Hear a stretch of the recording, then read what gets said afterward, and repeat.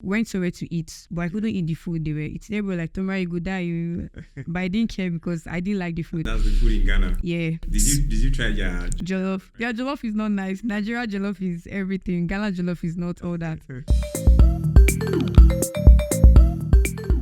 Hello everyone. Welcome to another episode of The Bounce with OG. This is your number one podcast for everything basketball in Nigeria and across Africa. We try to bring you the best basketball stories from the court and off the court. Today's episode, we'll be talking about the women's national under-18 team that recently qualified for the World Under-19 Championship. And with me here is Tomiwa Idris, a member of the team that is taking our country to the next level. Thank you for coming to the show, Tomiwa. Thank you. Yeah, so I'd like you to give us an inside story of your journey with the under-18 team. How was the experience for you? Okay, so I would say it was a really great experience. Everyone on my team, everybody, even the coaches needed that because I loved everything that happened there. It's made me see so many things apart from basketball. I'm happy I was able to go to Ivory Coast, go to South Africa also. So I would say I was really happy and I loved everything about it. Yeah. So I'd like you to give us an inside story before you guys traveled, the camping experience, when you were called up, when you saw the letter and your name was, how did you feel? And then how was the experience with everybody in the camp? Honestly, I was very, very happy because earlier this year, I saw myself wearing the Nigeria jersey one way or the other. I just knew I was going to play for my country this year. And when I saw it, I was so happy and I was really proud of myself. So when I first got to camp, I was really happy with the kind of people I saw there, with the likes of Murja Musa, Ifunaya Okora, and Ikem. I was really happy to be able to play on the same floor with those level of players. Yeah. So I remember before you guys traveled for the championship, there was this community initiative you went to Africa International College, to interact with some of the young players there. And how was that experience and how do you think it would affect the players that are interested in playing basketball? It was really, really good. It was a really good one because when we got there, we saw a lot of young girls that wants to play basketball because most of them came to talk to me personally. They said they really want to be like me, and I looked at myself and somebody wants to be like me. It made me really smile a lot, and I was so glad that I was able to teach the younger ones what the little I have learned. So I wish Nigeria basketball would do this more often because I know there are a lot of young players that wants to play basketball, but they just need encouragement to be able to do it. And I'm very sure that was a great thing that we did there. Yeah, indeed, like you mentioned, I think it's something that the Federation should consider doing more often because it will go a very long way to, create more awareness about the game and also encourage young players who are interested in the game. I mean, the little girls that you interacted with in that secondary school, knowing that you are playing in the national team now and they're watching you on TV, so by that interaction, it gives them hope, that they also can get there. Yeah, so I mean, it would be very nice if we get to see those kind of activities more often, not just for the national under-18 team, senior men's and women's national team as well. Yeah, so take us through the campaign experience. How was it generally? The relationship with your fellow players on the team and relationship with the coaches during the camp. How did it go? Okay, it started from Abuja here. We camped in Hotel the Bentley for 5 weeks. Yeah, I would say it was really great because Nigeria actually did a very good job at that time because we had good facilities. Where we stayed was good. The feeding, everything was okay. And first of all, it wasn't because we came from different teams. It wasn't really so good. But as time went on, we loosened up with each other. We knew that we had to interact more to be a team. So 5 weeks was enough time for us to get to know each other. And it's actually camped for 5 weeks. Yeah, 5 weeks in Abuja before we went for the qualifiers in Côte d'Ivoire. Yeah. Okay. Yeah. So I know you guys went by road to Côte d'Ivoire. Yes. So for me, I really wish that I was part of that team and the journey, because I love road trips. You get so give us just how did it? Okay, so when we were in camp at first, we didn't know we were going by road. Okay. We were expecting to like go by flight, but the moment we knew we were going by road, Yeah. I had to like talk to some of my teammates because I knew some of them had gone to like Benin. Yes, but me, I've only been to Lagos, so I had to like ask them how. Lagos is the farthest journey you have done. Yeah, so I had to ask them how it was. So they're now exaggerating that Tomorrow we're going to use 3 days on the road. So I was very scared. So I made sure like I prepared I had my toothbrush, I bought chops, biscuits, and everything. Yes. But when we were going, it got interesting because it was the boys, the girls, the referees, and the coaches. So we did a lot of fun things. We were singing, we stopped on the road, and we had to stop the borders. Yes. Yeah, it was difficult at some places, but since we have each other, it didn't really show that much. I could remember when we got to Ghana by 11 p.m. I didn't even check my time that it was 11 p.m. But everywhere was still bright. It's really different from Nigeria. So really bright, and we stayed there for like 4 hours.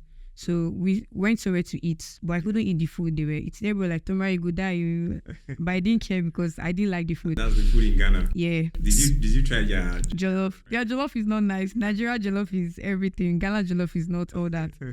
So I had to like start walking up and down and start asking strangers. Because your network is not going to work there. I had to start begging, can I use your hotspot? So people were laughing at me, but it was fun for me. I liked the experience. And one thing with me is that I'm big on like making memories. Videos. Anywhere I am, I make videos because when I'm back, I'll like edit everything and post it. I love things like that. So I made a lot of videos in Ghana, how I was asking people to put on their hotspots for me and everything. So we're there from 11 p.m. to 1 a.m. They were able to cross the border to we got to Ivory Coast border in the morning by like 8 a.m. We now stopped there to buy SIM cards because the person that was even selling the SIM card wanted to make money. So he was asking us to buy a SIM card. So we bought it for Nigerian money, 5,000 naira. But their money is very small, but because the Nigerian money, it was 5,000 naira. So like 7 of us got it. But people that have had the experience is that, any hotel you're going to like that, there's going to be like Wi-Fi. They didn't even tell us anything. So when we got to the hotel, there was Wi-Fi and the SIM cards we bought were just wasted. So we stayed in one hotel for 2 days before we now moved to like the main hotel where the tournament goes for us. Yeah. So we're just there. It was not all that nice because the place was not so good. But like I said, every time we have each other, the boys and girls, everything is always looking fun. Because of the vibe and yeah. So finally we moved to like the main hotel. That was the highlights for me. Because it was so great. I had my room to myself. I could open the yes. So it was very amazing. I met other players from other countries like Liberia. They were really nice people. Yeah, Liberia. We stayed in the same hotel with Ivory Coast, but Ivory Coast like they know that Nigeria can play ball and they are like the host team. So we didn't really interact that much, but we were really cool with Liberia. So that was the journey to Ivory Coast for me. All right, so let's go to the games. I mean, when you guys go to Ivory Coast, I wanna blowouts, all the games, blowout. So did you guys see? Did you know that we're just coming to blow out everybody or? Truth is, I won't say we had like so much confidence that we're going to like. In everything, our coach has always taught us to not be overconfident in any game. You play every game like it's a finals. You have to be very tough, very tough. So that was what we did. But when we saw the Liberia team, they had like enough big bodies. They had size over us. So we just identified that since we are smaller, we have to run a lot for us to be able to like beat them. So when we started, we play very great defense. Our coach could like comfortably remove a first 5 and put another 5 that is still going to play the same way the first 5. The intensity is the same. Yeah, I mean, so camp that 5 weeks. Yeah, 5 weeks is no joke. Like morning, evening. In fact, we even train on Sundays sometimes. We're supposed to be resting on Sundays, but we go to the court on Sundays. We might just be chilling and she'll be like, we just check the group. Everybody, we are going to practice. So that was it. Everybody were really fit. Yeah. Very, very fit. Yeah, so that was why we had like a good run in Ivory Coast. The first game, we played Liberia. Yeah. Imagine first quarter, the score was 30-0.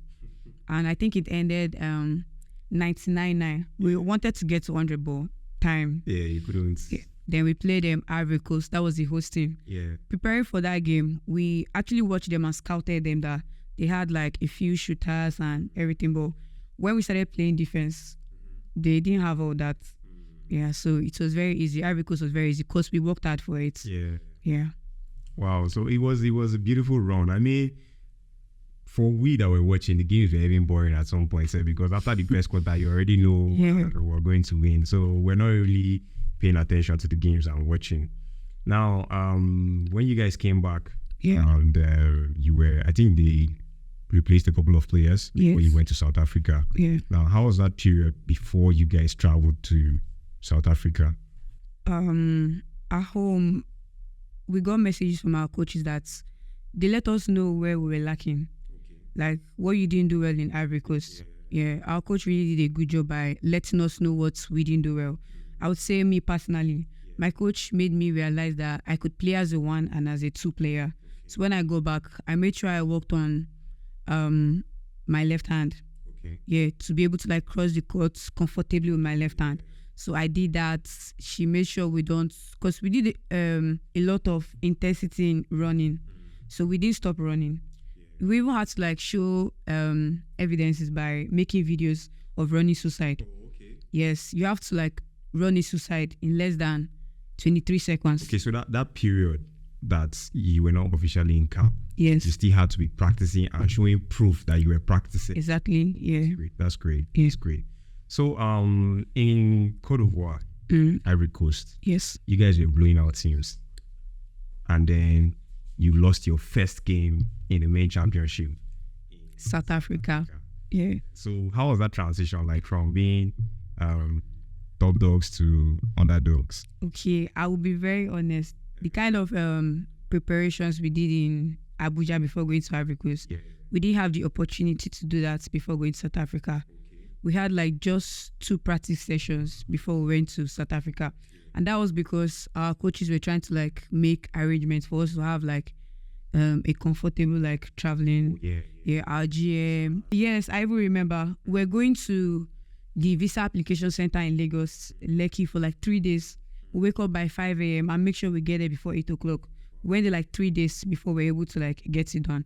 So that limited us from practicing. So we had like just 2 practice sessions, and we had like 3 players that came to join us. So them knowing the plays and everything was kind of difficult. And 2 of them were really like good players, like much were expected from them. So it was kind of tough. And they are starters. So it made it tough for us in the first game. Yeah, so the same team that you lost your first game to, you know, met them quarterfinals. Yeah. So what was the communication between you guys? How did you prepare for the game against them? Were you like scared, these people don't beat us before? Or was it like, we can't lose twice to these people, let's go and get them? So how did it go? We're just motivated. Our biggest motivation was we came out as best losers. So best losers coming to play like a team we have played before.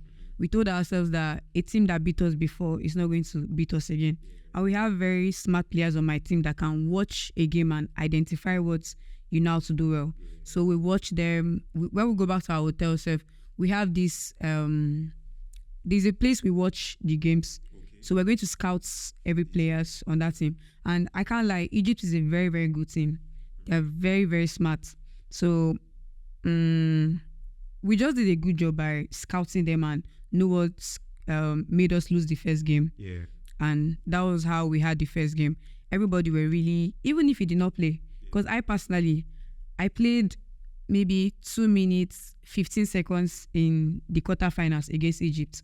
But I'm very sure that 2 minutes I played. You made sure you gave out 100. I contributed to my team by that 2 minutes, and that was it. That was how we took that game. Oh, that's nice. So I believe that that victory in the quarterfinals gave you guys the momentum in the semifinals. Greatly in the semifinals. Yeah. And then in the finals, it was obvious that, I mean, after the first half, I just knew This girl that is exhausted. It was clear, most of the people in your team couldn't move their legs, and rebounds that you normally get, you were not getting. So I just knew that these girls are fatigued. Like, you drained that semifinals, drained you guys. Yeah, but the beauty of the whole thing was you guys have qualified for the under-19 championship, which will be played in Switzerland next year.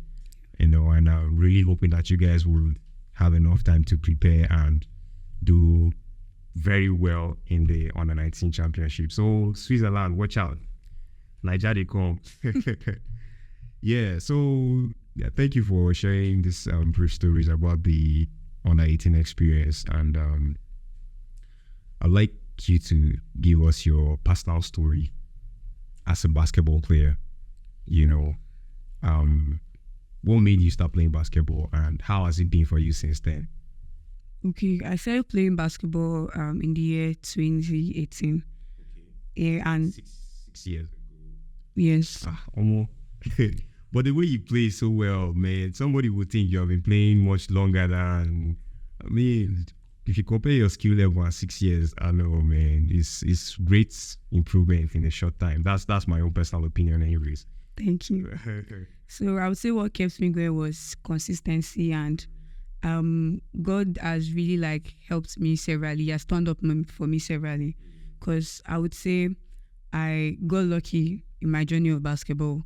I'll give you an example with, I have never used my own money to buy basketball shoes for myself. I always have very good shoes, because when I came back from South Africa, it was national. So the Zenith League is going on, and I went to the stadium and I just saw somebody. What's funny is that I don't even know him, but he recognized me So he was just shouting. He was just shouting national. Wait to be your shoe size. I said 40. Luckily, there's one lady that sells shoes just outside the stadium. That's how I got another shoe. Now I have another shoe. So all these things are motivations for me not to stop. There are times that I will mostly break down. I cry a lot. At any inconvenience. I'm crying. But every time I cry, when I wake up in the morning, I have so many reasons to continue, honestly. Because I will not call it grace, but God has just turned up for me every time. I'd like to start from that grace. Basketball shoes are very expensive these days. I would like to start from that grace. So I wouldn't say there are times that I didn't have bad days. I have bad days a lot, but every time I realize that I cannot just give up. I've started it already, so I have to finish it. And in 3 years from now, I've told myself that I want to be able to write a story. I want to tell a story to every young persons that are watching me, that you shouldn't stop. Don't just stop at all. That's what I have to say about that. Yeah. So talking about bad days, what are the challenges you have been experiencing as a female basketball player, and how have you been able to, get it together and keep going? Okay, so about what you just asked, I know you know where I'm going to. Okay, so as a girl, you're going to be really distracted, very, very distracted. I was I would say 2 years ago, that was when I started coming up a lot. I had so many people pay attention to me, but I won't say I didn't get distracted. I got distracted, but I was so happy that I had some people that could call me Tomiwa, stay focused. So I would say I was very honest with myself. I like to have fun a lot. If you don't have fun, everything is going to be very boring for you playing basketball. So you just have to have fun. Have a lot of fun. So everything worked out for me because I was having a lot of fun. So you can't be too serious and be too carried away. Be too playful. Yes. Like I said, the balance in between the two. Exactly. You just have to be honest with yourself and make sure you are doing the right thing. Yeah. Well, that's nice. So, what message will you have for young girls that are interested in playing basketball or that have started playing basketball? Okay, so if you want to play basketball and you're having any something is denying you, I want you to just look at me and know that I am a sign for you to play basketball. Because I can boldly say I know a lot of young girls that will text me, tell me about this, tell me about that. Anytime I see that, I used to be so happy. I know that I might not be there yet, but at least I have achieved some things. Yeah.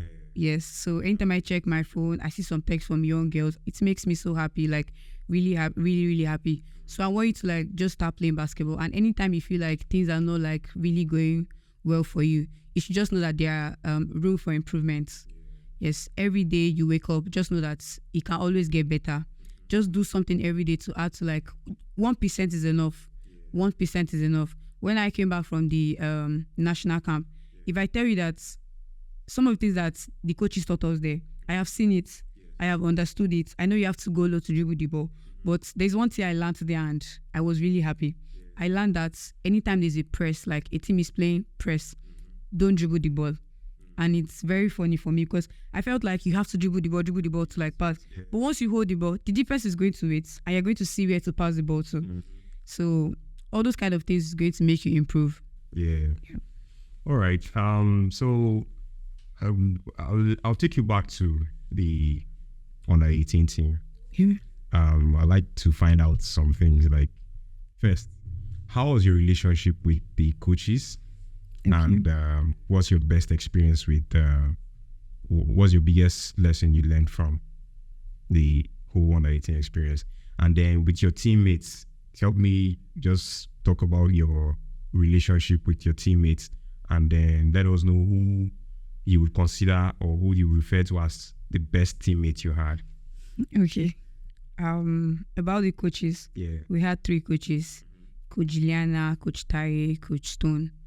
About Coach Juliana, I would say, I'm sorry, Coach Juliana is very strict. She's very strict. She doesn't take rubbish at all. But at the same time, she has played basketball. She played for the national team. So once you look at her, once she's talking, you just know that you have to do whatever she says. There's no way you won't do that. So she's kind of strict to me. Coach Tai is very fun. She's the other version of Coach Julie. And I felt like they worked on it because the 2 coaches cannot just be... same level. Yes, so one has to be. So Coach Tai is a total different person. But when she's serious, she's serious. Then Coach Stone is very funny. In fact, Coach Stone is an highlight on his own, like in this other thing, because Coach Stone is Igbo. So he has this Igbo accent when he's talking. So he's always making you laugh. Instead of him to call your name, you'll be like, Ine. So that was Coach Stone. But my favorite among all of them is Coach Tai. Not because she's just there, but Coach Tai understands somebody a lot. She can see you and know that, oh, this person is breaking down. She's not even going to pity you. She'll let you know that, okay, this is what you have to do to like get back up. And Coach Tai told me some things in the camp.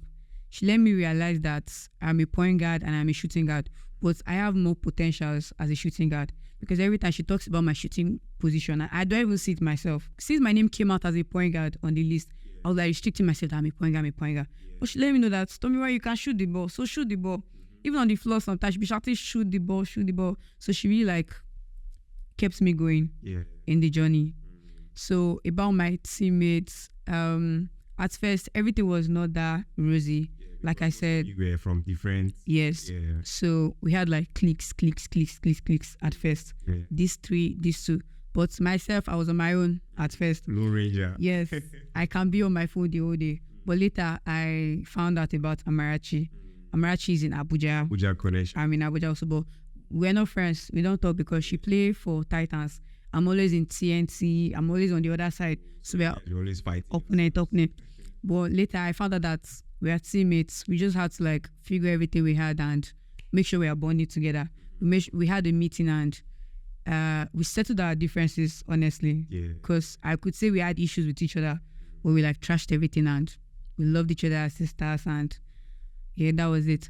Then my favorite teammate is Olariwaju. Olariwaju is very sweet. She's a very sweet girl. She doesn't even look it at all. Larry is very hyper. Very hyper. She's stubborn, but she has another side of her. If you don't go close to her, you know that's how she is. And I got the opportunity to know how she is because she was my roommate twice. Yes, she could see me just there. She always forced me to tell me, Toma, what's wrong with me? And the way I grew up, I was always on my own. Something might be bothering me, but I could figure it out myself, but I could tell Larry. So I knew that Larry was different. Larry understood me and she's always cheering for me. That's the sweet part I like about Larry, and I want to thank her every time for cheering me up. Larry really did a lot for me in my national camp journey. I want to thank her a lot. All right. So the way the story is going, I just wish we had very longer time so that you keep giving us the gist. But we will have to wrap up. Yeah. Okay. So is there anybody that you like to maybe recognize and that have made significant impact in your basketball journey and then on the team and all of that? Okay, so there are a few people that I will not say a few, but God has sent a few people to my life and my journey of basketball, where I started, how it's going and everything. So first of all, I want to say a very big thank you to my GM, the GM of the national team, Mr. Musa. The day I made the team, he said some things that really touched my heart and it made me shed tears. Like the moment they were about to tell me if I was going home or if I was going to be in the camp, like he told me that Tommy, I want to see you play on bigger stages. Like if you're playing in Egypt, I want to take a flight and come and meet you in Egypt. And I was looking at him like, even my father has not told me this, but Mr. Musa told me this. It's like really motivated me a lot. Secondly, to celebrity coach Ibro of TNT Basketball. I know this will be funny to most people, but Coach Ibro has tried he gave me a platform to be able to like showcase myself. And I'm saying this because TNT is like the whole highlight of my basketball. It gave me a stage to like prove myself.